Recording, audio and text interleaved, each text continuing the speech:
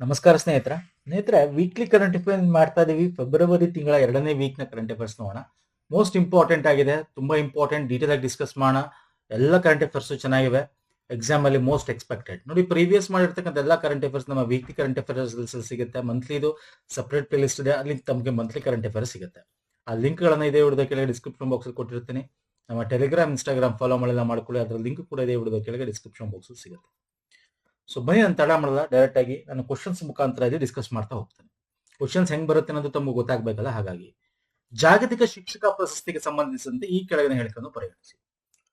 ತುಂಬಾ ಸಾವಿರಾರು ಒಂದು ನಾಮಿನೇಷನ್ಸ್, ಅಪ್ಲಿಕೇಶನ್ಸ್ ಬಂದಿತ್ತು. ಅದರಲ್ಲಿ ನಮ್ಮ ಭಾರತದ ಒಬ್ಬರಿಗೆ ಈ ಒಂದು ಪ್ರಶಸ್ತಿ ಕೂಡ ಸಿಕ್ಕಿದೆ. ಹಾಗಾಗಿ this is very important. Okay, ಇದು ವಿದ್ಯಾರ್ಥಿಗಳು ಮತ್ತು ಸಮುದಾಯದ ಮೇಲೆ ಗಮನಾರ್ಹ ಪರಿಣಾಮ ಬೀರಿದ ಶಿಕ್ಷಕರಿಗೆ ನೀಡಲಾಗುವ ವಾರ್ಷಿಕ ಪ್ರಶಸ್ತಿಯಾಗಿದೆ. ಸರ್ಕಾರಿ ಶಾಲಾ ಶಿಕ್ಷಕರು ಮಾತ್ರ ಅನ್ನದಿದ್ದಾಗ ನೀವು ಸ್ವಲ್ಪ ಡೌಟ್ ಆಗಿ ನೋಡಬೇಕು. ಪ್ರಶಸ್ತಿಗೆ ಅರ್ಜಿ ಸಲ್ಲಿಸಲು ಅರ್ಹರು, ದಿಸ್ ಇಸ್ ರಾಂಗ್. ಪ್ರಶಸ್ತಿ $1 ಮಿಲಿಯನ್ ನಗದು ಬಹುಮಾನ ಹೊಂದಿದೆ, yes this is correct and this is correct.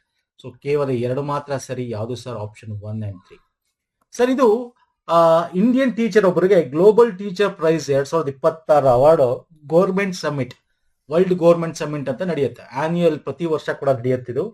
And ಇಲ್ಲಿ ನೋಡಿ, ನಾನು ಇಲ್ಲಿ ಏನ್ ಹೇಳಿದೆ, ವಿದ್ಯಾರ್ಥಿಗಳಿಗೆ ನೋಡಿ, ಟೀಚರ್ ಅಂದ್ರೇನು, ವಿದ್ಯಾರ್ಥಿಗಳಿಗೆ ಏನಾದ್ರು ಮಾಡಿರ್ಬೇಕು, ಆಯ್ತಾ? ಇದನ್ನ ಕೊಡ್ತಕ್ಕಂಥದ್ದು ಗ್ಲೋಬಲ್ ಟೀಚರ್ ಪ್ರೈಸ್ ಅಂತಕ್ಕಂಥದ್ದು present by GEMS educations and organised by Varkey foundation in collaboration with UNESCO. ಆಯ್ತಾ? ಯಾವಾಗ ಕೊಡ್ತಾರೆ? ವರ್ಲ್ಡ್ ಗೌರ್ಮೆಂಟ್ ಸಮಿಟ್ ಅಂತ ಒಂದು ಮಾಡ್ತಾರೆ, ಅಲ್ಲಿ ಕೊಡ್ತಾರೆ. ಔಟ್ಸ್ಟ್ಯಾಂಡಿಂಗ್ ಪರ್ಫಾರ್ಮೆನ್ಸ್ ಕೊಟ್ಟಿರ್ತಕ್ಕಂಥ ಟೀಚರ್ಸ್ಗೆ, ಟೀಚಿಂಗ್ ಪ್ರೊಫೆಷನ್ ಅಲ್ಲಿ ಇರತಕ್ಕಂಥವ್ರಿಗೆ. ಅಂಡ್ ಇದು ಬರೀ ಪಬ್ಲಿಕ್ ಅಂದ್ರೆ ಗೌರ್ಮೆಂಟ್ ಒಂದೇ ಅಲ್ಲ, ಪಬ್ಲಿಕ್ ಆಗಿರ್ಬೋದು, ಪ್ರೈವೇಟ್ ಆಗಿರ್ಬೋದು, ಯಾವುದೇ ಆಲ್ಟರ್ನೇಟಿವ್ ಸ್ಕೂಲ್ಸ್ ಗಳಲ್ಲಿ ಆಲ್ ಓವರ್ ದ ಕಂಟ್ರಿಲಿ ಕೆಲಸ ಮಾಡ್ತಿರೋ, ಅಂದ್ರೆ ಪ್ರೈವೇಟ್, ಏಡೆಡ್, ಯಾವ್ದಾದ್ರು ಸರಿ, ಅಂತವ್ರಿಗೆ ಕೊಡ್ತಾರೆ. ನಮ್ಮ ಭಾರತದ ನಾಗಿ, ಓಕೆ, ಅವರು ರುಬಲ್ ನಾಗಿ ಅಂತಕ್ಕಂಥ ಒಂದು ಹೊಸದಾಗಿರ್ತಕ್ಕಂಥ ಒಂದು ಪ್ರತಿಷ್ಠಾನ ಕೂಡ ತೆರೆದಿದ್ದಾರೆ. ಇವ್ರ ಪ್ರಯತ್ನ ಏನು ಅಂದ್ರೆ 1 ಮಿಲಿಯನ್ಗಿಂತ ಹೆಚ್ಚು ಮಕ್ಕಳನ್ನು ಔಪಚಾರಿಕ ಶಿಕ್ಷಣಕ್ಕೆ ಕರ್ಕೊಂಡು ಬಂದಿದ್ದಾರೆ ಇವರು. ಓಕೆ, ಹಾಗಾಗಿ ಇವ್ರು ಕೊಟ್ಟಿರೋ 139 ದೇಶಗಳ ಸ್ವೀಕರಿಸಿದ 5,000ಕ್ಕೂ ಹೆಚ್ಚು ನಾಮನಿರ್ದೇಶನ ಅರ್ಜಿಗಳಲ್ಲಿ ಇವ್ರು ಆಯ್ಕೆ ಆಗಿರ್ತಕ್ಕಂಥದ್ದು. ಓಕೆ, ಅಂತದ್ದೇನ್ ಮಾಡಿದ್ದಾರೆ ಸರ್? ನಾನು ಹೇಳಿದೆ ನಿಮ್ಗೆ, ಭಾರತದಾದ್ಯಂತ 800ಕ್ಕೂ ಹೆಚ್ಚು ಶೈಕ್ಷಣಿಕ ಕೇಂದ್ರಗಳನ್ನು ಸ್ಥಾಪಿಸಿದ್ದಾರೆ. 100ಕ್ಕೂ ಹೆಚ್ಚು ಕಡಿಮೆ ಆದಾಯ ಸಮುದಾಯ ಮತ್ತು ಹಳ್ಳಿಗಳಲ್ಲಿ, ಅಂದ್ರೆ ಎಲ್ಲಿ ಲೋ ಇನ್ಕಮ್ ಇರುತ್ತೆ, ಲೋ ಸೋಷಿಯಲಿ ಬ್ಯಾಕ್ ಗ್ರೌಂಡ್ ಇರ್ತಾರೆ, ಅಂತವ್ರನ್ನ ಹೋಗಿ ಸ್ಫೂರ್ತಿದಾಯಕ ಸ್ಥಳಗಳನ್ನ ಒದಗಿಸ್ತಕ್ಕಂಥದ್ದು ಕಲಿಕೆಗೆ. ಓಕೆ, ಏನ್ ಮಾಡ್ತಾರೆ ಅಂದ್ರೆ, ಶಾಲೆಗಿಂತ ಹೊರಗುಳಿದಿರ್ತಲ್ಲ ಅಂತವ್ರನ್ನ ಸ್ಟ್ರಕ್ಚರಲ್ ಕಲಿಕೆ ಕೊಡಿಸ್ಬೇಕು. ಒಂದು ಔಪಚಾರಿಕ ಕಲಿಕೆ ಬೇರೆ, ಅರ್ಥ ಆಗ್ತಿದೆಯಲ್ಲ? ಔಪಚಾರಿಕ ಶಿಕ್ಷಣಕ್ಕೆ ತರದ್ ಬೇರೆ, ಇನ್ನೊಂದು ರಚನಾತ್ಮಕ ಕಲಿಕೆ ಬೇರೆ.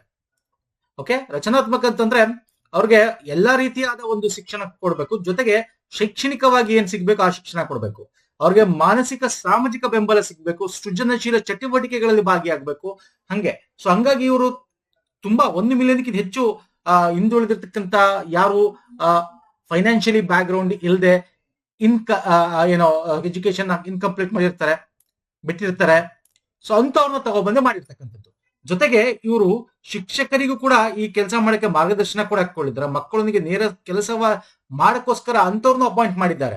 600ಕ್ಕೂ ಹೆಚ್ಚು ಶಿಕ್ಷಕರು ಸ್ವಯಂ ಸೇವಕರು ನೇಮಿಸಿಕೊಂಡಿದ್ದಾರೆ. ಓಕೆ, ಹಾಗಾಗಿ ದಿಸ್ ಇಸ್ ತುಂಬಾ ಒಳ್ಳೆ ಕೆಲಸ ಮಾಡಿರೋದ್ರಿಂದ ಇವರಿಗೆ ಈ ಒಂದು ಗ್ಲೋಬಲ್ ಟೀಚರ್ ಅವಾರ್ಡ್ ಸಿಕ್ಕಿರೋದು. ಓಕೆ, ನೆಕ್ಸ್ಟ್ ಬರ್ತೀನಿ. ಸೊ ವೆರಿ ಇಂಪಾರ್ಟೆಂಟ್ ಸುದ್ದಿ, ಮೋಸ್ಟ್ ಇಂಪಾರ್ಟೆಂಟ್ ಇದು ನಿಮಗೆ static questions ಬರುತ್ತಿದ್ರಿಂದ. Lok Sabha speaker Om Birla ಅವರಿಗೆ ನೋ ಕಾನ್ಫಿಡೆನ್ಸ್ ಮೋಷನ್ ಮಂಡಿಸಬೇಕು ಅಂತ. ಓಕೆ, ಸೊ ಇದಕ್ಕೆ ಸಂಬಂಧಪಟ್ಟಂತೆ ನೋಡೋದಾದ್ರೆ, ಲೋಕಸಭೆಯ ಸ್ಪೀಕರ್ ಅವರ ಪದಚ್ಯುತಿಗೆ ಮತ್ತು ಅವರ ಹುದ್ದೆಗಳನ್ನು ರದ್ದುಪಡಿಸುವುದಕ್ಕೆ ಸಂಬಂಧಿಸಿದಂತೆ ಈ ಕೆಳಗಿನ ಹೇಳಿಕೆಯನ್ನು ಪರಿಗಣಿಸಿ. ಹಾಜರಿರುವ ಮತ್ತು ಮತ ಚಲಾಯಿಸುವ ಬಹುಮತದ ಸದಸ್ಯರು ಅಂಗೀಕರಿಸಿದ ನಿರ್ಣಯದ ಮೂಲಕ ಲೋಕಸಭಾ ಸ್ಪೀಕರ್ ಅವರನ್ನು ಪದಚ್ಯುತಗೊಳಿಸಬಹುದು. ಲೋಕಸಭಾ ಸದಸ್ಯರಾಗುವುದನ್ನು ನಿಲ್ಲಿಸಿದರೆ ಸ್ಪೀಕರ್ ಹುದ್ದೆಗಳನ್ನು ಖಾಲಿ ಮಾಡುತ್ತಾರೆ. ಇಲ್ಲಿಯವರೆಗೆ ಲೋಕಸಭಾ ಸ್ಪೀಕರ್ ವಿರುದ್ಧ ಯಾವುದೇ ಅವಿಶ್ವಾಸ ನಿರ್ಣಯಗಳನ್ನು ಮಂಡಿಸಲಾಗಿಲ್ಲ. ಸ್ಪೀಕರ್ ಅವರು ವಜಾಗೊಳಿಸುವ ನಿರ್ಣಯವನ್ನು ಯಾವುದೇ ಪೂರ್ವ ಸೂಚನೆ ಇಲ್ಲದೆ ಮಂಡಿಸಬಹುದು. ಇಲ್ಲಿ ಯಾವ್ದು ಸರಿಯಾಗಿದೆ?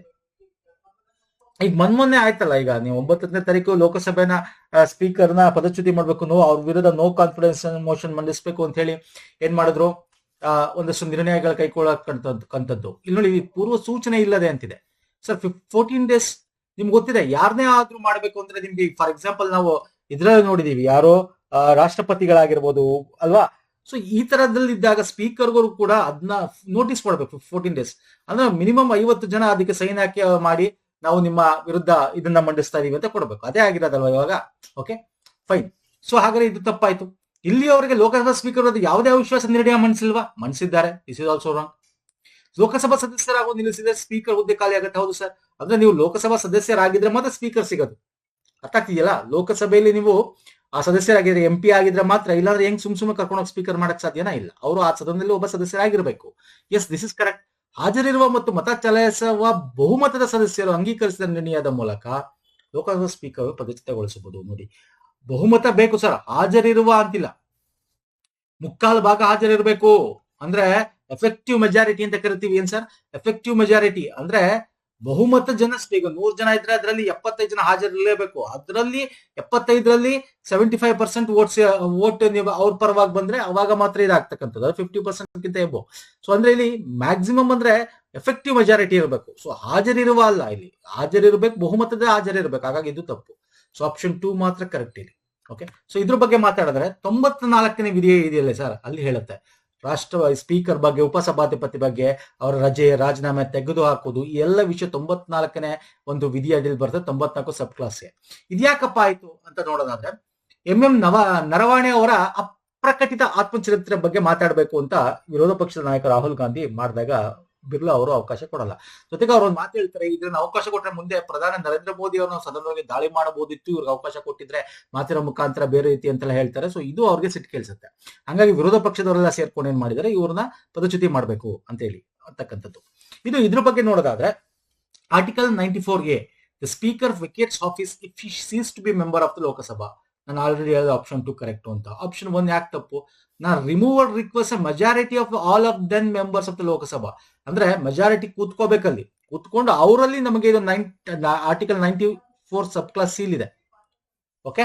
ಇನ್ ಮಿನಿಮಮ್ 14 days ಪ್ರಯರ್ ನೋಟಿಸ್ ಕೊಡ್ಬೇಕು ಅವ್ರಿಗೆ. ಅರ್ಥ ಆಗ್ತಿದೆಯಲ್ಲ? ಇನ್ನು ನೋ ಕಾನ್ಫಿಡೆನ್ಸ್ ಮೋಷನ್ 1954 ಆಗಿತ್ತು, ಸ್ಪೀಕರ್ ವಿರುದ್ಧ 66 ಆಗಿತ್ತು, 87 ಕೂಡ ಆ ಒಂದು ಇದನ್ನ ಮಾಡಿದ್ವು. ಹಾಗಾಗಿ this is not first time. ಇನ್ನು ಅವಿಶ್ವಾಸ ಗೊತ್ತುವಳಿಯಿಂದ ನೋ ಕಾನ್ಫಿಡೆನ್ಸ್ ಬಗ್ಗೆ ಮಾತಾಡಿದ್ರೆ, ಇವನ್ ನಾವು ಸರ್ಕಾರದ ವಿರೋಧನ ಮಾಡ್ತೀವಿ. ಅಂದ್ರೆ ಮಿನಿಸ್ಟರ್ಸ್ ವಿರುದ್ಧ ಮಾಡ್ತೀವಿ. ಯಾರೋ ಒಬ್ಬನ್ ಮಾಡಲ್ಲ, ಕಂಪ್ಲೀಟ್ ಮಿನಿಸ್ಟರ್ ಅಂತ ಮಾಡ್ತೀವಿ. ಅಂಡ್ ಪ್ರಮುಖವಾದ ಪಾಯಿಂಟ್ ಏನು ಅಂದ್ರೆ, ಇದನ್ನ ರಾಜ್ಯಸಭೆಯಲ್ಲಿ ಮಂಡಿಸಲ್ಲ. No confidence motion always in Lok Sabha ಕೆಳ ಮಾತ್ರ ಮಂಡಿಸ್ಬೇಕು ಸಾಧ್ಯ. ಮತ್ತೆ ಸರಳ ಬಹುಮತದಿಂದ ಅಂಗೀಕರಿಸಲ್ಪಟ್ಟು ಇಡೀ ಮಂತ್ರಿ ಮಂಡಲ ಕೂಡ ರಾಜೀನಾಮೆ ಕೊಡ್ಬೇಕಾಗತ್ತೆ. ನಾವು ಹೇಳೋದು ಯಾರೇ ಒಬ್ಬ ಮಂತ್ರಿ ಮಂಡಲ ವಿರುದ್ಧ ಮಾಡಲ್ಲ, ಇದು ಕಂಪ್ಲೀಟ್ ಮಂತ್ರಿ ಮಂಡಲ ರಾಜೀನಾಮೆ ಕೊಟ್ಟು ಸರ್ಕಾರನೇ ಬಿತ್ತು ಅಂತ ಅರ್ಥ ಅಲ್ವಾ ಅಲ್ಲಿ? ಅಲ್ವಾ ಸರ್? ಸೊ ಇದು ವೈಯಕ್ತಿಕ ಸದಸ್ಯರಲ್ಲ, ಇಡೀ ಮಂತ್ರಿ ಮಂಡಲ ಗುರಿಗೆ ಹಾಕಿಸ್ಕೊಂಡಿರ್ತಕ್ಕಂಥದ್ದು ನೋ ಕಾನ್ಫಿಡೆನ್ಸ್ ಮೋಷನ್ ಯೂಶಲಿ ನಾವು ಮಾಡ್ತಕ್ಕಂಥದ್ದು. Okay fine. ಸೊ ಇವೆಲ್ಲ ಗೊತ್ತಿರಬೇಕು. ಇವೆಲ್ಲ ಅದರ ಕಾರ್ಯವಿಧಾನ ಹೆಂಗೆ, ಏನು ಎತ್ತ ಅನ್ನೋದು 1998ರ ಲೋಕಸಭಾ ಕಾರ್ಯವಿಧಾನ ನಿಯಮಗಳ ಅಡಿಯಲ್ಲಿ ಬರುತ್ತೆ. Functionaries of rules of Lok Sabha 198 ಅಡಿಯಲ್ಲಿ ಬರುತ್ತೆ, ನಿಯಮದ ಅಡಿಯಲ್ಲಿ ಬರುತ್ತೆ. ಸೊ ಹಾಗಾಗಿ this is also very important. ಯಾಕೆಂತಂದ್ರೆ ಕಂಪ್ಲೀಟ್ ಮಂತ್ರಿ ಮಂಡಲ ಲೋಕಸಭೆಗೆ ಸಾಮೂಹಿಕವಾಗಿ ಜವಾಬ್ದಾರಿ ಆಗಿರ್ತಾನೆ. 75ನೇ ವಿಧಿ ಕೂಡ ಅದನ್ನೇ ಹೇಳೋದು ಅಲ್ವಾ sir? So this is very important. ಇನ್ನು ಸ್ಪೀಕರ್ ಬಗ್ಗೆ ಮಾತಾಡಿದ್ರೆ, ಯಾವಾಗ ಇವ್ರ ವಿರುದ್ಧ ನಾವು ನೋ ಕಾನ್ಫಿಡೆನ್ಸ್ ಮೋಷನ್ ಹಾಕ್ತಿವಿ, ಅವಾಗ ಇವರು ಅದ್ರಲ್ಲಿ ಕೂತ್ಕೊಳ್ಳಂಗಿಲ್ಲ. ಓಕೆ, ಅದೆಲ್ಲ ಗೊತ್ತಿರ್ಬೇಕು ನಿಮ್ಗೆ. ಸೊ ಇವರು ಸದನದಲ್ಲಿ ಕೂತ್ಕೊಳ್ಳಂಗಿಲ್ಲ, ಅಂದ್ರೆ ಸ್ಪೀಕರ್ ಹುದ್ದೆಯಲ್ಲಿ ಕೂರಂಗಿಲ್ಲ. ಆ ಟೈಮಲ್ಲಿ ಏನಾಗುತ್ತೆ, ಉಪ ಸ್ಪೀಕರ್ ಕೂತಿರ್ತಾರೆ, ವೋಟ್ಗಳಾಗತ್ತೆ. ವೋಟ್ಗಳಲ್ಲಿ ಅಕಸ್ಮಾತ್ ಏನಾದ್ರು 50-50 ಬಂದ್ರೆ ಅವಾಗ ಲಾಸ್ಟ್ ವೋಟು ಸ್ಪೀಕರ್ದಾಗಿರುತ್ತೆ. ಓಕೆ, ಲಾಸ್ಟ್ ವೋಟ್ ಅವ್ರು ಹಾಕ್ಬೋದು. ಅಕಸ್ಮಾತ್ ಈಗ ಅವ್ರ ವಿರುದ್ಧ ಬಂದು 49 ಇದೆ ಅಂತ ಇಟ್ಕೊಳ್ಳಿ, ಅವ್ರ ಪರವಾಗಿ 51 ಇದೆ ಅಂತ ಇಟ್ಕೊಳ್ಳಿ, ಆಗ ಲಾಸ್ಟ್ ವೋಟ್ ಹಾಕ್ಬೋದು. 50-50 ಇದ್ದಾಗ ಲಾಸ್ಟ್ ವೋಟ್ ಹಾಕ್ಬೋದು. ಅಂದ್ರೆ ಈ ಶುಡ್ ವೋಟ್ ಅಟ್ ಲಾಸ್ಟ್ ಅಂತ. ಅಕಸ್ಮಾತ್ ಅವ್ರ ವಿರುದ್ಧವಾಗಿ 40 ವೋಟ್ ಬಂದ್ರೆ, ಅವ್ರ ಪರವಾಗಿ 60 ವೋಟ್ ಬಂದ್ರೆ ಅವ್ರು ಹಾಕೋ ಸಿಟಿನೇ ಇಲ್ವಲ್ಲ, 60 ವೋಟ್ ಅವ್ರ ಪರವಾಗಿದೆ. ಸೊ ಅವ್ರನ್ನ ಪದಚ್ಯುತಿ ಮಾಡಕ್ಕಾಗಲ್ಲ, ಸಿಂಪಲ್. ಓಕೆ, ಸೊ ನೆಕ್ಸ್ಟ್ ಬರ್ತೀನಿ. ನೋ ಕಾನ್ಫಿಡೆನ್ಸ್ ಮೋಷನ್ ಇಲ್ಲಿ ಇಂಗ್ಲಿಷ್ ಅಲ್ಲಿ ಕೊಟ್ಟಿದ್ದೀನಿ, ನೋಡ್ಕೊಳ್ಳಿ ಸ್ನೇಹಿತರೆ. ಮಿನಿಮಮ್ 50 ಮೆಂಬರ್ ಅಡ್ಮಿಟೆಡ್ ಆಗಿರಬೇಕು, ಸಪೋರ್ಟ್ ಮಾಡಬೇಕು ಈ ಒಂದು ಮೋಷನ್, ನೋ ಕಾನ್ಫಿಡೆನ್ಸ್ ಮೋಷನ್ 14 ದಿನ ನೋಟಿಸ್ ಕೊಡೋಕೆ ಮುಂಚೆ ಸೈನ್ ಹಾಕಿ ಅದನ್ನ ಪ್ರೊಸೀಡಿಂಗ್ ಗೆ ಮಾಡ್ಕೊಳಕ್ಕೆ. Next, network readiness index, very important ಇದು. ನೆಟ್ವರ್ಕ್ ರೆಡಿನೆಸ್ ಅಂದ್ರೇನು? ನಿಮ್ಮ ರಾಷ್ಟ್ರ ಹೆಂಗೆ ರೆಡಿ ಇದೆ, ಎಲ್ಲಾ ರೀತಿಯಾದ ಒಂದು ನೆಟ್ವರ್ಕ್ ಗಳಿಗೆ ಸಂಬಂಧಪಟ್ಟಂತೆ, ಕೈಗೆಟುವದಿಂದ ಇರಬಹುದು, ಎಕ್ಸ್ಪ್ಯಾಂಡ್ ಇಂದ ಇರಬಹುದು, ಬೇರೆ ಬೇರೆ ರೀತಿಯಾದ ಒಂದು ಇದಿರಬಹುದು. ಸೊ ಇದಕ್ಕೆ ಸಂಬಂಧಪಟ್ಟ ರ್ಯಾಂಕ್ ಗಳು ಕೊಟ್ಟಿರ್ತಕ್ಕಂಥದ್ದು. ಕಳೆದ ವರ್ಷ 2024 ಹೋಲಿಸಿದ್ರೆ ಭಾರತ 2020 ಸ್ಥಾನವನ್ನು ಕಡಿಮೆ ಮಾಡಿದೆ. ನೆಟ್ವರ್ಕ್ ಸೂಚ್ಯಂಕ ವಿಶ್ವ ಆರ್ಥಿಕ ವೇದಿಕೆ ಪ್ರಕಟಿಸಿದೆ. ಇದು ತಪ್ಪು, ಇದು ತಪ್ಪು, ಯಾವುದೂ ಅಲ್ಲ ಇಲ್ಲಿ, 1 ಮತ್ತು 2 ಅಲ್ಲ. ಲಾಸ್ಟ್ ಟೈಮ್ ಹೋದ ವರ್ಷಕ್ಕೆ ಹೋಲಿಸ್ಕೊಂಡ್ರೆ ಭಾರತ ಕಡಿಮೆ ಆಗಿಲ್ಲ, ಹೆಚ್ಚಾಗಿದೆ. ಅಂದ್ರೆ ರ್ಯಾಂಕ್ ಒಳ್ಳೆ ಹೆಚ್ಚಾಗಿದೆ. ಇಂಪ್ರೂವ್ ಆಗಿದೆ ಅಂತ ಹೇಳ್ಬೋದು. ಇದು ನೆಟ್ವರ್ಕ್ ಸಿದ್ಧತೆ ಸೂಚಕ ವಿಶ್ವ ಆರ್ಥಿಕ WEF ಮಂಡಿಸಲ್ಲ. ಯಾರು ಮಂಡಿಸ್ತಾರೆ ಹೇಳ್ತೀರಾ? ಏನ್ ರ್ಯಾಂಕ್ ಹೇಳ್ತೀರಾ? 45ನೇ ರ್ಯಾಂಕ್ ಬಂದಿದೀವಿ ಸ್ನೇಹಿತರೆ ಈ ವರ್ಷ. ಹೋದ ವರ್ಷ 2024ರಲ್ಲಿ 49ನೇ ರ್ಯಾಂಕ್ ಇದ್ರಿ. ಈ ವರ್ಷ ಅಂದ್ರೆ 2025 45ನೇ ರ್ಯಾಂಕ್ ಅಲ್ಲಿ ಇದ್ದಾರೆ. ಓಕೆ, ಇದನ್ನ Portland institute Washington DC based non profit organisation NGO ಇದನ್ನ ಹೊರಡಿಸ್ತಕ್ಕಂಥದ್ದು, ವರ್ಲ್ಡ್ ಎಕನಾಮಿಕ್ ಫೋರಂ ಅಲ್ಲ. ಇದರಲ್ಲಿ ನಮ್ಮ ದೂರಸಂಪರ್ಕ ಸೇವೆಗಳಲ್ಲಿ ವಾರ್ಷಿಕ ಹೂಡಿಕೆ ಏನಿದೆ, ಆರ್ಟಿಫಿಷಿಯಲ್ ಇಂಟೆಲಿಜೆನ್ಸ್ ಹೆಂಗಿದೆ, ವೈಜ್ಞಾನಿಕ ಪ್ರಕಟಣೆಗಳು, ICT ಸೇವೆಗಳು ರಫ್ತುಗಳ ಬಗ್ಗೆ ಹೆಂಗಿದೆ, ಈ ವಾಣಿಜ್ಯ ಶಾಸನ ಹೆಂಗಿದೆ, ಇದರೆಲ್ಲ ನಾವು ಫಸ್ಟ್ ರ್ಯಾಂಕ್ ಇದೀವಿ ಈ ಒಂದು ಟಾಪಿಕ್ ಅಲ್ಲಿ. ಓಕೆ, ನಾವು ನೋಡೋದಾದ್ರೆ ಇನ್ನು ಕಂಪೇರಿಟಿವ್ಲಿ ನೋಡೋದಾದ್ರೆ 2024 100 ಅಂಕಗಳೇನು ಕೊಡ್ತಾರೆ, ಅದರಲ್ಲಿ 53.6 ಇದ್ವಿ, ಈಗ ಇಂಪ್ರೂವ್ ಆಗಿದೀವಿ 54.43 ಅಂಕಗಳನ್ನು ಸುಧಾರಿಸಿದೀವಿ. ಹಂಗಾಗಿ ನಮಗೆ ರ್ಯಾಂಕ್ ಇಂಪ್ರೂವ್ ಆಗಿದೆ. Okay, so this is very important. Once again ನೋಡ್ಕೊಳ್ಳಿ. ನೆಕ್ಸ್ಟ್ ಆಯುಷ್ಮಾನ್ ಸಹಕಾರ ಯೋಜನೆ, ವೆರಿ ಇಂಪಾರ್ಟೆಂಟ್ ಸರ್. ಕೋಆಪರೇಟಿವ್ಗೆ this is very important. Cooperatives ಯಾವುದೇ ಆದ KPSC ಸಿಲೆಬಸ್, KEA ಸಿಲೆಬಸ್ ಅಲ್ಲಿ ಇದೆ, ಜೊತೆಗೆ DCC ಬ್ಯಾಂಕ್ ಇದೆ, KMF ಎಲ್ಲ ಕಡೆನೂ ನಿಮಗೆ ಕೋಆಪರೇಟಿವ್ ಬಗ್ಗೆ ಕೇಳ್ತಾನೆ. ಆಯುಷ್ಮಾನ್ ಸಹಕಾರ ಯೋಜನೆಗೆ ಸಂಬಂಧಪಟ್ಟಂತೆ ವೆರಿ ಇಂಪಾರ್ಟೆಂಟ್ ಸ್ಕೀಮ್ ಇದು. ಇದು ಸಹಕಾರಿ ಸಂಘಗಳಿಗೆ ಆರೋಗ್ಯ ವಿಮೆ ಯೋಜನೆ ಆಗಿದೆ. ಇದು ಆರೋಗ್ಯ ಮತ್ತು ಕುಟುಂಬ ಕಲ್ಯಾಣ ಸಚಿವಾಲಯ ಜಾರಿಗೊಳಿಸುತ್ತೆ. ಯಾವ್ದು ಕರೆಕ್ಟ್ ಸರ್? ಆಪ್ಷನ್ ಓನ್ಲಿ 1, ಸಾರಿ 2 ತಪ್ಪ. ಓಕೆ, 2 ತಪ್ಪು ಸ್ನೇಹಿತರೆ, ಓನ್ಲಿ 1 ಅಲ್ಲ. ಯಾಕೆ ತಪ್ಪು? ಓಕೆ, ಇದು ಸಹಕಾರ ಸಂಘಗಳಿಗೆ ಆರೋಗ್ಯ ವಿಮೆ ಅಂತಿದೆ, ಆರೋಗ್ಯ ವಿಮೆ ಅಲ್ಲ ಸರ್. ಇದು ಆಯುಷ್ಮಾನ್ ಸಹಕಾರ ಯೋಜನೆ ಅಂತಕ್ಕಂಥದ್ದು ಇನ್ಫ್ರಾಸ್ಟ್ರಕ್ಚರ್, ವಿಮೆ ಅಲ್ಲ. ಅಂದ್ರೆ ಹೆಲ್ತ್ ಇನ್ಫ್ರಾಸ್ಟ್ರಕ್ಚರ್ ಡೆವಲಪ್ ಮಾಡೋಕೆ, ಅಂದ್ರೆ ನಮ್ಮ ನ್ಯಾಷನಲ್ ಹೆಲ್ತ್ ಪಾಲಿಸಿ 2007ರ ಒಂದು ಅಂಗವಾಗಿ ನಮಗೆ ಹೆಲ್ತ್ ಇನ್ಫ್ರಾಸ್ಟ್ರಕ್ಚರ್ ಅಂದ್ರೆ ಹಾಸ್ಪಿಟಲ್ಸ್ ಇಂದ ಹಿಡಿದು ಡೆವಲಪ್ಮೆಂಟ್ ಅಂತ ಹೇಳಿದ್ದು, ಡಿಜಿಟಲೈಸೇಷನ್ ಇಂದ ಮಾಡೋದ್ರಿಂದ ಎಲ್ಲಾನು ಕೂಡ ಏನಾಗಬೇಕು, ಕೋಆಪರೇಟಿವ್ ಲೆವೆಲ್ ಬಂದಿಳಿಬೇಕು. ಓಕೆ, ಡಿಸ್ಟ್ರಿಕ್ಟ್ ಲೆವೆಲ್ ಇದ್ರೆ ಆಗಲ್ಲ. ಪ್ರತಿಯೊಂದು ಕೋಆಪರೇಟಿವ್, ಇದಕ್ಕೆ ಬೇಕಾದ್ರೆ ಕೋಆಪರೇಟಿವ್ ಸಂಘಗಳೇ ಬೇಕಾದ್ರೆ ಇದನ್ನ ಮಾಡ್ಕೊಂಡು ಮುನ್ನಡೆಸಬಹುದು ಆ ರೀತಿ. Okay, it is not A health insurance, it provides financial, ಏನ್ ದುಡ್ಡು ಬೇಕು ಅಂತ ಅಸಿಸ್ಟೆಂಟ್ ಕೊಡ್ತಾರೆ ಯಾರಿಗೆ? ಕೋಆಪರೇಟಿವ್ ಸೊಸೈಟಿಗೆ, for establishing and expanding health care infrastructure. ಬೇಕಾದ್ರೆ ಈ ಒಂದು ಹೆಲ್ತ್ ಸಂಬಂಧಪಟ್ಟಂತೆ ಈಗ ಹೆಂಗೆ ಅಗ್ರಿಕಲ್ಚರ್ ಕೋಆಪರೇಟಿವ್ ಗಳು ನೋಡ್ತೀವಿ, ಬೇರೆ ಬೇರೆ ಕೋಆಪರೇಟಿವ್ ಸೊಸೈಟಿಗಳ ಹೌಸಿಂಗ್ ನೋಡ್ತೀವಿ, ಹಂಗೆ ಇದರಲ್ಲೂ ತರಬೇಕು ಅಂತ, ಹೆಲ್ತ್ ಅಲ್ಲೂ ಕೋಆಪರೇಟಿವ್ ಬರಬೇಕು ಅಂತಕ್ಕಂಥದ್ದಕ್ಕೆ ಏನ್ ಬೇಕು, ಎಲ್ಲಾ ರೀತಿಯಾದ ಫೆಸಿಲಿಟೀಸ್ ಇನ್ಕ್ಲೂಡಿಂಗ್ ಫೈನಾನ್ಷಿಯಲ್ ಅಸಿಸ್ಟೆಂಟ್ ಕೊಡ್ತಕ್ಕಂಥದ್ದೇ. ಇದು ನಮ್ಮ ನ್ಯಾಷನಲ್ ಕೋಆಪರೇಟಿವ್ ಡೆವಲಪ್ಮೆಂಟ್ ಕಾರ್ಪೊರೇಷನ್ ಅಡಿಯಲ್ಲಿ ಬರ್ತಕ್ಕಂಥದ್ದು. ಅವರು ಇದನ್ನ ಇಂಪ್ಲಿಮೆಂಟ್ ಮಾಡ್ತಾ ಇದ್ದಾರೆ ಸ್ನೇಹಿತರೆ. And it is coming under ministry of cooperation, not ministry of health and family welfare ಅಲ್ಲ. ಅದನ್ನೇ ಹೇಳಿದ್ದು, ಆರೋಗ್ಯ ಕುಟುಂಬ ಕಲ್ಯಾಣ ಸಚಿವಾಲಯದ ಅಲ್ಲ, ಇದು ಕೋಆಪರೇಟಿವ್ ಸಚಿವಾಲಯದಲ್ಲಿ ಬರ್ತಕ್ಕಂಥದ್ದು ಆಯುಷ್ಮಾನ್ ಸಹಕಾರ ಸ್ಕೀಮ್ ಅಂತಕ್ಕಂಥದ್ದು. ಇದರ ಯೋಜನಾ ಉದ್ದೇಶಗಳು ನೋಡ್ತಾ ಹೋದ್ರೆ, ಸಹಕಾರ ಸಂಘಗಳಿಂದ ಆಸ್ಪತ್ರೆಗಳಾಗಿದ್ದು ಅಥವಾ ಆರೋಗ್ಯ ಸೇವೆ, ಸಣ್ಣ ಪುಟ್ಟದ್ದು ಶಿಕ್ಷಣ ಸೌಲಭ್ಯ, ಆರೋಗ್ಯಕ್ಕೆ ಸಂಬಂಧಪಟ್ಟಂತೆ ಕೈಗೆಟುಕುವ ಕೋಆಪರೇಟಿವ್ ಅಂದ್ರೆ ಕೈಗೆಟಕತಕ್ಕಂಥದ್ದು, ಸಮಗ್ರ ಆರೋಗ್ಯ ಸೇವೆ ಒದಗಿಸಲು ಸಹಾಯ ಮಾಡಕ್ಕೆ ಏನ್ ಬೇಕು ಅದನ್ನ ಮಾಡುತ್ತೆ NCDC. ಸಹಕಾರ ಸಂಘಗಳಿಂದ ಆಯುಷ್ ಸೌಲಭ್ಯಗಳನ್ನು ಪ್ರಚಾರ ಮಾಡಕ್ಕಾಗಿರ್ಬೋದು, ರಾಷ್ಟ್ರೀಯ ಆರೋಗ್ಯ ನೀತಿ ಉದ್ದೇಶನ ಪೂರೈಸಲು ಸಹಕಾರ ಸಂಘಗಳಿಗೆ ದುಡ್ಡು ಕೊಡ್ತಕ್ಕಂಥದ್ದಾಗಿರ್ಬೋದು, ಆರೋಗ್ಯ ಮಿಷನ್ ಅಡಿಯಲ್ಲಿ ಬೇರೆ ಬೇರೆ ರೀತಿಯಾದ ಕಾರ್ಯಕ್ರಮಗಳು ಹಮ್ಮಿಕೊಳ್ಳಕ್ಕೆ ಕೋಆಪರೇಟಿವ್ ಸೊಸೈಟಿಗಳಿಗೆ ದುಡ್ಡು ಕೊಡ್ತಕ್ಕಂಥದ್ದಾಗಿರ್ಬೋದು. ಓಕೆ, ಈ ರೀತಿ ಎಲ್ಲನೂ ಒಳಗೊಂಡಿರ್ತಕ್ಕಂಥದ್ದು ಯೋಜನಾ ಉದ್ದೇಶ. ಇಲ್ಲಿ ಏನ್ ಮಾಡ್ತದೆ, ಹಂಗಾರೆ ಏನ್ ಚಟುವಟಿಕೆ ಮಾಡ್ಬೋದು ಇದ್ರ ಅಡಿಯಲ್ಲಿ? ಫೈನಾನ್ಷಿಯಲ್ ಅಸಿಸ್ಟೆಂಟ್ ಕೊಡ್ತಾರೆ. ಏನಕ್ಕೆ ಕೊಡ್ತಾರೆ ಅಂದ್ರೆ, ಇದರ ಮೂಲ ಸೌಕರ್ಯ ಅಭಿವೃದ್ಧಿ ಮಾಡಬೇಕು ಅಂದ್ರೆ, ಆಸ್ಪತ್ರೆ ಆಗಿರ್ಬೋದು, ಆರೋಗ್ಯಕ್ಕೆ ಸಂಬಂಧಪಟ್ಟಂತೆ, ಆರೋಗ್ಯ ಶಿಕ್ಷಣಗಳಿಗೆ ಸಂಬಂಧಪಟ್ಟಂತೆ, ಅಥವಾ ಅವ್ರದ್ದೇನಾದ್ರು ಇದ್ರ ಅದನ್ನ ಆಧುನೀಕರಣಗೊಳಿಸಕ್ಕೆ ಸಂಬಂಧಪಟ್ಟಂತೆ, ವಿಸ್ತರಣೆ ಮಾಡಕ್ಕೆ, ಎಕ್ಸ್ಪ್ಯಾಂಡ್ ಮಾಡಕ್ಕೆ, ಇದಕ್ಕೆಲ್ಲ ದುಡ್ಡು ಕೊಡ್ತಾರೆ. ಜೊತೆಗೆ ದೈನಂದಿನ ಡೈಲಿ ಆಕ್ಟಿವಿಟೀಸ್ಗೆ ಏನಾದ್ರು ದುಡ್ಡು ಬೇಕು, ಬಂಡವಾಳ ಬೇಕು ಅಂದ್ರೆ ಆ ಒಂದು ಕೋಆಪರೇಟಿವ್ ಒಂದು ಆರೋಗ್ಯ ಕೇಂದ್ರಗಳಿಗೆ ಕೊಡ್ತಕ್ಕಂಥದ್ದಾಗಿರ್ಬೋದು, ಮತ್ತೆ ಈ ತರದ ಒಂದು ಫೆಸಿಲಿಟಿಗಳನ್ನ ಕೊಡ್ತಾರೆ. ಇನ್ನು ಇದಕ್ಕೆ ಯಾರು ಹಾಕ್ಬೋದು ಅಂದ್ರೆ, ಯಾರು cooperative multi state cooperative society act ನ ಅಡಿಯಲ್ಲಿ ನೋಂದಾಯಿಸಲಾಗಿರುತ್ತೆ ಅಂತವರು ಇದನ್ನ ತಗೋಬಹುದು. ಅವ್ರಿಗೆ ಏನ್ ಬೇಕು ಎಲ್ಲಾ ರೀತಿಯಾದ ಕಾನೂನು ಕ್ರಮಗಳನ್ನ ಹಿಡಿದು ಎಲ್ಲಾ ರೀತಿಯಾದ ಫೆಸಿಲಿಟಿಗಳನ್ನ ಕೊಡ್ತಾರೆ. ಈ ಯೋಜನೆ ಪ್ರಕಾರ ಸಾಲದ ಅವಧಿ ಎಷ್ಟು ದುಡ್ಡು ಕೊಡ್ತಾರೆ, ಅದು 8 ವರ್ಷ ಪ್ಲಸ್ 1 or 2 years ಎಕ್ಸ್ಟೆಂಡ್ ಕೂಡ ಇರುತ್ತೆ. ಓಕೆ, 1% ಕಡಿಮೆ ಬಡ್ಡಿ ದರದಲ್ಲಿ ಕೊಡ್ತಾರೆ.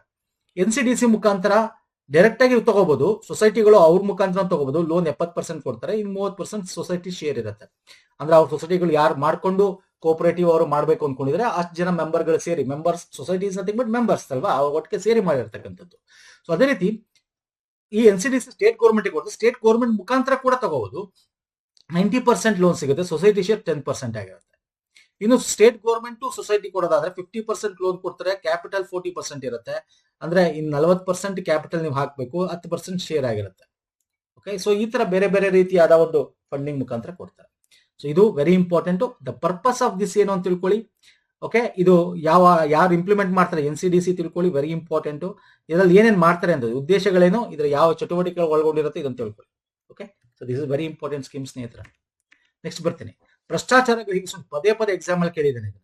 ಕರಪ್ಷನ್ ಪರ್ಸ್ಪೆಕ್ಟಿವ್ ಈಗ ಹೊಸದಾಗಿ 2025 ಒಂದು ಇಂಡೆಕ್ಸ್, ಒಂದು ಸೂಚ್ಯಾಂಕ ಬಿಡುಗಡೆ ಆಗಿದೆ. ಈಗ ಇದನ್ನು ಟ್ರಾನ್ಸ್ಪರೆನ್ಸಿ ಇಂಟರ್ನ್ಯಾಷನಲ್ ವಾರ್ಷಿಕವಾಗಿ ಬಿಡುಗಡೆ ಮಾಡುತ್ತೆ. 2025 ಸೂಚ್ಯಾಂಕದಲ್ಲಿ ಐಸ್ಲ್ಯಾಂಡ್ ಅತ್ಯಂತ ಕಡಿಮೆ ಭ್ರಷ್ಟಾಚಾರ ರಾಷ್ಟ್ರಗಳಲ್ಲಿ ಸ್ಥಾನ ಪಡೆದ. ಐಸ್ಲ್ಯಾಂಡ್ ಅಲ್ಲ, ಯಾವ್ದು ಹೇಳ್ತೀರಾ? ಡೆನ್ಮಾರ್ಕ್, ಸ್ಕಾಟ್ಲ್ಯಾಂಡ್, ಯಾವ್ದು ಹೇಳಿ ನೋಡೋಣ. ಹಿಂದಿನ ವರ್ಷಕ್ಕೆ ಹೋಲಿಸಿದ 2025 ಸೂಚ್ಯಂಕದಲ್ಲಿ ಭಾರತದ ಕಾರ್ಯಕ್ಷಮತೆ ಸುಧಾರಿಸಿದೆ. ಯಾವ್ದು ಕರೆಕ್ಟ್? 1 and 3. ಆಪ್ಷನ್ 2 ತಪ್ಪು. ಐಸ್ಲ್ಯಾಂಡ್ ಅಲ್ಲ, it is in Denmark. Denmark okay as consistently least corrupt country. Corrupt country ಅಂದ್ರೇನು? ನಿಮ್ಮ ಕರಪ್ಷನ್ ಭಾರತದಲ್ಲಿ ರ್ಯಾಂಕ್ ಎಷ್ಟಿರ್ಬೋದು ಹೇಳ್ತೀರಾ? ಸುಧಾರಿಸಿದ್ಯಾ? 91ನೇ ರ್ಯಾಂಕ್ ಇದೆ. 5 places ಜಂಪ್ ಆಗಿದೆ ಕರಪ್ಷನ್ ಅಲ್ಲಿ Bharat. It is corruption perspective is released by annually Transparency International. Option 1 correct ಅದಕ್ಕೆ. Option 3 is also correct. India performance compared to previous year reflected important rank improved ಆಗಿದೆ. Okay, 5 places ಅಂದ್ರೆ ಏನು, ಇನ್ನು ನಾವು ಕಮ್ಮಿ ಇದ್ವಿ, 91 ರ್ಯಾಂಕ್ಗೆ ಇಂಪ್ರೂವ್ ಮಾಡ್ಕೊಂಡಿದೀವಿ. ಇದರಲ್ಲಿ 0 ಅವ್ರ ಅಂಕಗಳಿದ್ರೆ ಹೆಚ್ಚು ಭ್ರಷ್ಟರು ಅಂತ, 100 ಅಂಕಕ್ಕೆ ಬಂದಿದ್ರೆ ಅತ್ಯಂತ ಸ್ವಚ್ಛವಾಗಿದೆ ಅಂತ. ಓವರ್ ಆಲ್ ಕಂಟ್ರಿಗಳು ಏನು ಒಟ್ಟು 170 180 ಏನ್ ಕಂಟ್ರಿಗಳಿಂದ ಮಾಡಿದ್ದಾರೆ, ಅದು ಜಾಗತಿಕವಾಗಿ ನೋಡಿದ್ರೆ ಆವರೇಜ್ 42 ಬರುತ್ತೆ ಏನೋ ಸ್ಕೋರ್ಸ್. ಇನ್ನು 122 ದೇಶಗಳು 50ಕ್ಕಿಂತ ಕಡಿಮೆ ಅಂಕಗಳು ಅಂದ್ರೆ ತುಂಬಾ ಭ್ರಷ್ಟಾಚಾರದಲ್ಲಿದೆ ಅಂತ ಹೇಳಿ.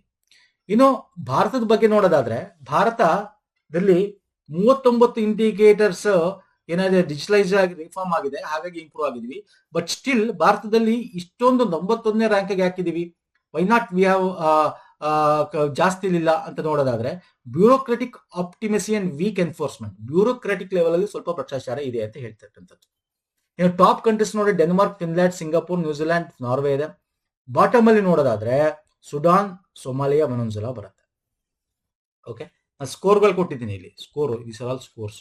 ಓಕೆ ಸರ್, ಬನ್ನಿ ಸರ್, ನೆಕ್ಸ್ಟ್ ಬರ್ತೀನಿ. ಇದನ್ನ ನೋಡ್ಕೊಳ್ಳಿ, ಕೇಳಿನ ಎಕ್ಸಾಮ್ ಅಲ್ಲಿ ಕೇಳ್ತಾನೆ. ಅಂಡ್ ಇಲ್ಲಿ ಪ್ರಮುಖವಾಗಿ ದಿಸ್ ಇಸ್ ವೆರಿ ಇಂಪಾರ್ಟೆಂಟ್. ನಾನು ಇಲ್ಲಿ ತಗೊಂಡಿಲ್ವಾ ಯಾವುದು? Okay,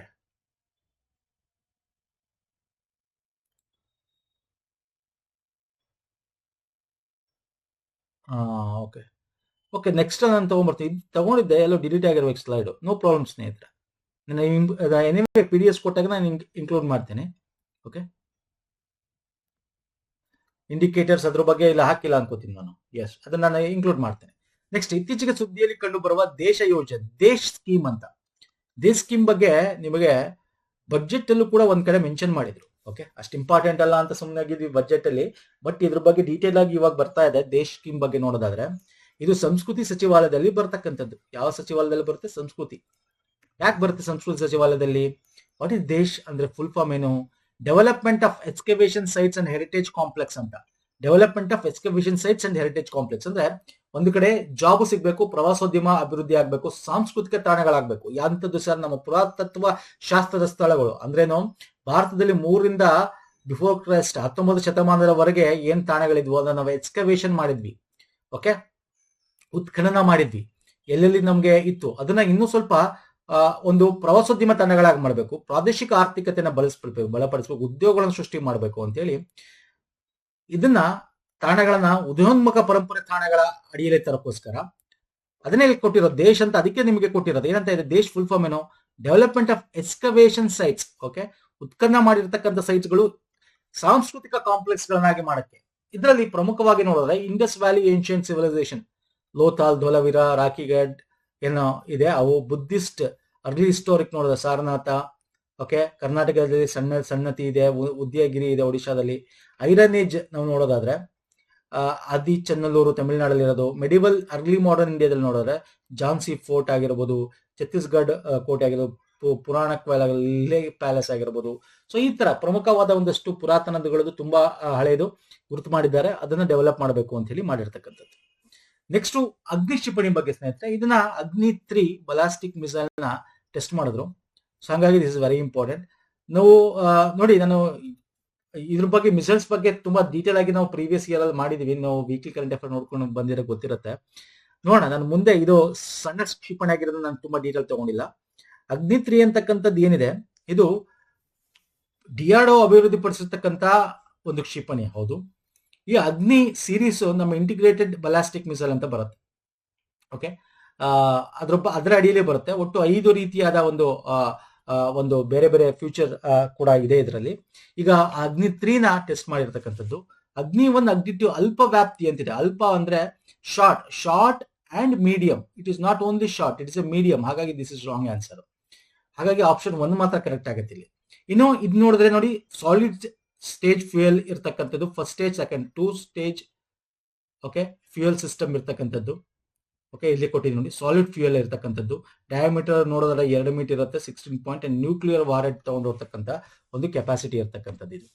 it is successfully test ಮಾಡಿದ್ದಾರೆ ಒಡಿಶಾದ ಚಂದೀಪುರ ಒಂದು ನಮ್ಮ ಇದರಲ್ಲಿ.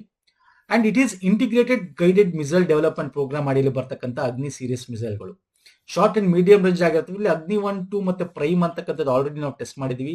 700 1200, ಅಗ್ನಿ 2 2000 ತನಕ, ಅಗ್ನಿ ಪ್ರೈಮ್ 1 ರಿಂದ 2000 ಕಿಲೋಮೀಟರ್ ತನಕ ಗುರಿ ಇಟ್ಕೊಂಡು ಉಡಾವಣೆ ಮಾಡ್ತಕ್ಕಂಥ ಮಿಸೈಲ್ಗಳು. ಇನ್ನು ಅಗ್ನಿ 3 ಇಂಟರ್ಮೀಡಿಯೇಟ್ ಕೇಪಬಿಲಿಟಿ ಇರ್ತಕ್ಕಂಥದ್ದು. ಮುಂದೆ ಅಗ್ನಿ 4, ಅಗ್ನಿ 5 ಅಂತೆಲ್ಲ ಬರುತ್ತೆ. 4000ಕ್ಕಿಂತ ಹೆಚ್ಚು, 5000ಕ್ಕಿಂತ ಹೆಚ್ಚು ಕಿಲೋಮೀಟರ್ ತನಕ ಹೋಗ್ತಕ್ಕಂಥ ಫೈರ್ ಅಂಡ್ ಫರ್ಗೆಟ್ ಬೇರೆ ಬೇರೆ 5th ಜನರೇಷನ್ ಫ್ಯೂಚರ್ ವೇರಿಯಂಟ್ಗಳು ಕೂಡ ಬರ್ತವೆ. ಓಕೆ, ಇನ್ನು ಇದ್ರ ಬಗ್ಗೆ ನೋಡೋದಾದ್ರೆ, it is indigenously developed nuclear capable intermediate range ballistic missile ಆಗಿದೆ. ಓಕೆ, ಇದು ಸರ್ಫೇಸ್ ಟು ಸರ್ಫೇಸ್. ಈ ಅಗ್ನಿ ಸೀರೀಸ್ ನೋಡೋದಾದ್ರೆ ಫ್ಯೂಚರ್ ಬಿಟ್ಟು 3000 3500 ತನಕ ಹೈ ಅಕ್ಯುರಸಿ ಇಟ್ಕೊಂಡು ಟ್ರಾಜೆಕ್ಟರಿ ಟ್ರ್ಯಾಕಿಂಗ್ ಇರೋದು. ಟ್ರಾಜೆಕ್ಟರಿ ಟ್ರ್ಯಾಕಿಂಗ್, ಓಕೆ, ಟ್ರಾಜೆಕ್ಟರಿ ಬಗ್ಗೆ ಗೊತ್ತಿರಬೇಕು ನಿಮ್ಗೆ, ಯಾವ ರೀತಿ ಹೋಗುತ್ತೆ ಅದು ಅಂತ ಹೇಳಿ. 2 ಸ್ಟೇಜ್ ಸಾಲಿಡ್ ಪ್ರೊಪಲ್ ಸಿಸ್ಟಮ್ ಇರ್ತಕ್ಕಂಥದ್ದು. ಓಕೆ, ಇಂಟಿಗ್ರೇಟೆಡ್ ಗೈಡೆನ್ಸ್ ಸಿಸ್ಟಮ್ ಇದೆ ಇದರಲ್ಲಿ. ಓಕೆ, GPS ಮುಖಾಂತರ ಅದು ನೋಡ್ಕೊಂಡು ಹೋಗೋದು. ಲೆಂತ್ 17 ಮೀಟರ್ ತನಕ ಹೋಗುತ್ತೆ. 2 ಮೀಟರ್ ಡಯಾಮೀಟರ್ ಇದೆ. ಸೊ 11,000 kg ತನಕ ಇದನ್ನ ತಗೊಂಡು ಹೋಗುತ್ತೆ ಸ್ನೇಹಿತರೆ. ನೆಕ್ಸ್ಟ್ ಬರ್ತೀನಿ, MPLAD ಸುದ್ದಿಯಲ್ಲಿದೆ ತುಂಬಾ. ಇದ್ರ ಬಗ್ಗೆ ಎಕ್ಸಾಮ್ ಅಲ್ಲಿ ಕೇಳ್ತಾರೆ. ಮೆಂಬರ್ ಆಫ್ ಪಾರ್ಲಿಮೆಂಟ್ ಸಂಬಂಧಪಟ್ಟಂತ ಸ್ಥಳೀಯ ಅಭಿವೃದ್ಧಿ ಯೋಜನೆಗೆ ಕೊಡ್ತಕ್ಕಂತ ಒಂದು ಫಂಡ್ ಇದು. 1993ರಲ್ಲಿ ಪ್ರಾರಂಭಿಸಲಾದ ಕೇಂದ್ರ ವಲಯದ ಯೋಜನೆ ಆಗಿದೆ. ಸಂಸದೀಯ ವ್ಯವಹಾರ ಸಚಿವಾಲಯದ ನೋಡಲ್ ಸಂಸದೀಯ ವ್ಯವಹಾರ ಅಲ್ಲ ಸರ್. MPLAD ಯೋಜನೆಯ ಅನುಷ್ಠಾನವನ್ನು ಮೇಲ್ವಿಚಾರಣೆ ಮಾಡಲು ಈ ಸಾಕ್ಷಿ ಪೋರ್ಟಲ್ ಅನ್ನು ಪ್ರತ್ಯೇಕವಾಗಿ ಪ್ರಾರಂಭಿಸಲಾಗಿದೆ. Yes, correct. ಕೇವಲ 2 options 1 and 3. Option 2 is wrong. ಯಾಕೆ ಆಪ್ಷನ್ 2 ರಾಂಗು? ಇದು ministry of statistic and programme implementation ಅಡಿಯಲ್ಲಿ ಬರುತ್ತೆ, ಸಂಸದೀಯ ಸಚಿವಾಲಯ ಅಲ್ಲ. ಅಂದ್ರೆ ಅಂಕಿಅಂಶ ಮತ್ತು ಕಾರ್ಯಕ್ರಮ ಅನುಷ್ಠಾನ ಸಚಿವಾಲಯ ಅಡಿಯಲ್ಲಿ ಬರ್ತಕ್ಕಂಥದ್ದು. ಯಾಕೆ ಸುದ್ದಿಯಲ್ಲಿತ್ತು? What is full form of MPLAD? Member of parliament local area development scheme ಅಂತ ಕರಿತೀವಿ. 1993ರಲ್ಲಿ ಫಸ್ಟ್ ಆಗ್ತಾ ಇರ್ತಾರೆ. ಪ್ರತಿಯೊಬ್ಬ ಸಂದರ್ಭ ವಾರ್ಷಿಕವಾಗಿ 5 ಕೋಟಿ ರೂ ಮೌಲ್ಯದ ಅಭಿವೃದ್ಧಿ ಕಾರ್ಯಗಳನ್ನು ಶಿಫಾರಸು ಇದರಲ್ಲಿ ಮಾಡಬಹುದು. ಪ್ರತಿ ವರ್ಷ 5 ಕೋಟಿ ಮಾಡಬಹುದು. ಓಕೆ, ಅಂದ್ರೆ ರಸ್ತೆಗಳು, ಶಾಲಾ ಕಟ್ಟಡಗಳು, ಅವರ ಒಂದು ಕಾನ್ಸ್ಟಿಟ್ಯೂಷನ್, ನೀರಿಗೆ ಸಂಬಂಧ, ಇನ್ಫ್ರಾಸ್ಟ್ರಕ್ಚರ್ಗೆ ಸಂಬಂಧಪಟ್ಟಂತೆ, ಯಾವ್ದಾದ್ರು ಸಮುದಾಯಗಳಿಗೆ ಸಂಬಂಧಪಟ್ಟಂತೆ ಮಾಡಬಹುದು ಇದನ್ನು.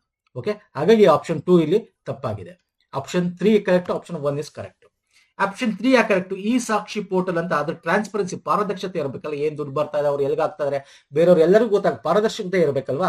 ಹಾಗಾಗಿ ಏಪ್ರಿಲ್ 1, 2023ರಿಂದ ಪ್ರಾರಂಭಿಸಲಾಗಿದೆ. ಯಾಕಂದ್ರೆ ಏಪ್ರಿಲ್ 2023ರಲ್ಲಿ ಹೊಸ ರೂಲ್ಸ್ ಗಳನ್ನ ತರ್ತಾರೆ, MPLAD ಗೈಡ್ಲೈನ್ಸ್ ಗಳನ್ನ ತರ್ತಾರೆ. ಓಕೆ, ಹಾಗಾಗಿ ವೆರಿ ಇಂಪಾರ್ಟೆಂಟ್. ಇದ್ರಲ್ಲಿ ಏನ್ ಹೇಳುತ್ತೆ guidelines? This is very important. ಇದ್ರ ಮೇಲೆ ಕ್ವಶನ್ಸ್ ಬರುತ್ತೆ ಸ್ನೇಹಿತರೆ. ಇದ್ರ ಮೇಲೆ ಕ್ವಶನ್ಸ್ ಬರುತ್ತೆ. ಯಾಕೆ ತಗೊಂಡೆ ಕ್ವಶನ್? ಇತ್ತೀಚೆಗೆ ಅದನ್ನ ರೀಸೆಂಟ್ ಅಲಿಗೇಷನ್ಸ್ ಇದೆ, MPಗಳನ್ನ ಮಿಸ್ಯೂಸ್ ಮಾಡ್ತಾರೆ ಫಂಡ್ ಗಳನ್ನ. ಔಟ್ಸೈಡ್ ಆಫ್ ದ ಕಾನ್ಸ್ಟಿಟ್ಯೂಯನ್ಸಿಯಲ್ಲಿ ದುಡ್ಡು ಹಾಕ್ತೀನಿ ಅಂತ ಹೇಳಿ ಮಿಸ್ಯೂಸ್ ಮಾಡ್ತಾ ಇದ್ದಾರೆ ಅಂತ. ಔಟ್ಸೈಡ್ ಕಾನ್ಸ್ಟಿಟ್ಯೂನ್ಸಿ ಅಂದ್ರೇನು? ಅಂದ್ರೆ ತಮ್ಮ ಒಂದು ಕಾನ್ಸ್ಟಿಟ್ಯೂನ್ಸಿ ಬಿಟ್ಟು ಬೇರೆ ಕಡೆ ಹಾಕ್ಬೋದಾ? ಎಸ್, ಹಾಕ್ಬೋದು. 2023ರಿಂದ ಬಂದಿದೆ, ಅದು ವೆರಿ ಇಂಪಾರ್ಟೆಂಟ್, ಗೈಡ್ಲೈನ್ಸ್ ಅಲ್ಲಿ ಇದೆ. ಓಕೆ, ಇನ್ನು MPLAD ಫಂಡ್ ಎಕ್ಸ್ಪೈರಿ ಆಗೋಗುತ್ತಾ? ಇಲ್ಲ ಸರ್, ಈ ವರ್ಷ ಮಾಡಿಲ್ಲ ಅಂದ್ರೆ ಮುಂದಿನ ವರ್ಷಕ್ಕೆ ಹೋಗುತ್ತೆ, ನೆಕ್ಸ್ಟ್ ಇಯರ್ ಕಂಟಿನ್ಯೂ ಆಗ್ಬೋದು, ಯೂಸ್ ಮಾಡ್ಕೋಬಹುದು. ಅದು ಗೊತ್ತಿರಲಿ, ವೆರಿ ಇಂಪಾರ್ಟೆಂಟ್. ಪದೇ ಪದೇ ಕೇಳ್ತಾ ಇರ್ತೀನಿ ಎಕ್ಸಾಮ್ ಅಲ್ಲಿ ಸ್ನೇಹಿತರೆ. ಇನ್ನು ಈಗ ಹೊಸ ಗೈಡ್ಲೈನ್ಸ್ ಇದೆ, ಅದನ್ನ ತಿಳ್ಕೊಳ್ಳೋಣ ಬನ್ನಿ. ಈಗ ಹೊಸ ಗೈಡ್ಲೈನ್ಸ್ ಅಂದ್ರೆ 50 ಲಕ್ಷ ಪರ್ ಫೈನಾನ್ಷಿಯಲ್ ಇಯರ್. ಅವ್ರಿಗೆ ಈಗ 5 ಕೋಟಿಲಿ 50 ಲಕ್ಷ ಹೊಸ ಒಂದು ಕಾನ್ಸ್ಟಿಟ್ಯೂಯನ್ಸ್ಗೆ ಔಟ್ಸೈಡ್ ದೇರ್ ಕಾನ್ಸ್ಟಿಟ್ಯೂಯನ್ಸ್. ಈಗ ಅವ್ರದ್ದು ಯಾವ್ದೋ ಒಂದು ಬೆಂಗಳೂರು ಇದೆ, ಪಕ್ಕ ತುಮಕೂರ್ಗೋ ಮಂಡ್ಯಾಗೋ ಕೊಡ್ಬೋದು, ಅವರು ರಾಮನಗರಕ್ಕೋ ಕೊಡ್ಬೋದು. ಓಕೆ, 50 ಲಕ್ಷ ತನಕ. And this limit can increase 1 ಕೋಟಿ ತನಕ ಇನ್ಕ್ರೀಸ್ ಆಗುತ್ತೆ. ಯಾವ್ದಾದ್ರು ಕ್ಲೈಮ್ಯಾಟಿ ಆಫ್ ಸಿವಿಯರ್ ನೇಚರ್, ಅಂದ್ರೆ ಮಳೆ ಬಂದು ಅಥವಾ ಬರಗಾಲ ಈ ತರ ಎಲ್ಲ ಇದ್ದಾಗ 1 ಕೋಟಿ ತನಕ ಕೊಡ್ಬೋದು ಔಟ್ಸೈಡ್ ಆಫ್ ಕಾನ್ಸ್ಟಿಟ್ಯೂಯನ್ಸಿಗೆ. ಅಂಡ್ ಇದು MP ಆಯ್ತು. ಅದರಲ್ಲಿ ಲೋಕಸಭಾ MP ಬರ್ತಲ್ಲ, ಅವ್ರ ಕತೆ ಏನು? ಅವರು ಹಂಗೇನೆ. ಆದ್ರೆ ಅವರು ನಿಮ್ಗೆ ಗೊತ್ತಿದೆ, ಅವರು ಲೋಕಸಭಾ MP ಅವ್ರ ಕಾನ್ಸ್ಟಿಟ್ಯೂನ್ಸಿಯಲ್ಲಿ ಕೆಲಸ ಮಾಡ್ತಾರೆ, ಹೊರಗಡೆನೂ ಕೊಡಬಹುದು. ಹೊಸ ಗೈಡ್ಲೈನ್ಸ್ ಪ್ರಕಾರ 50 ಲಕ್ಷ ಮ್ಯಾಕ್ಸಿಮಮ್ 1 ಕೋಟಿ ತನಕ ಸ್ಪೆಷಲ್ ಕಂಡೀಷನ್ ನಲ್ಲಿ.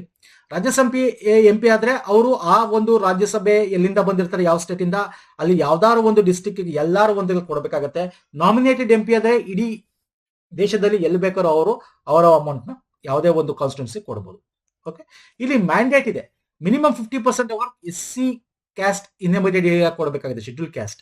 7.5% ಆಫ್ ವರ್ಕ್ ಶೆಡ್ಯೂಲ್ ಟ್ರೈಬ್ ಏರಿಯಾಗಳಿಗೆ ಅವರು ದುಡ್ಡನ್ನ ಕೊಡಬೇಕಾಗತ್ತೆ ಅವರ ಏರಿಯಾಗಳ ಡೆವಲಪ್ಮೆಂಟ್ಗೋಸ್ಕರ.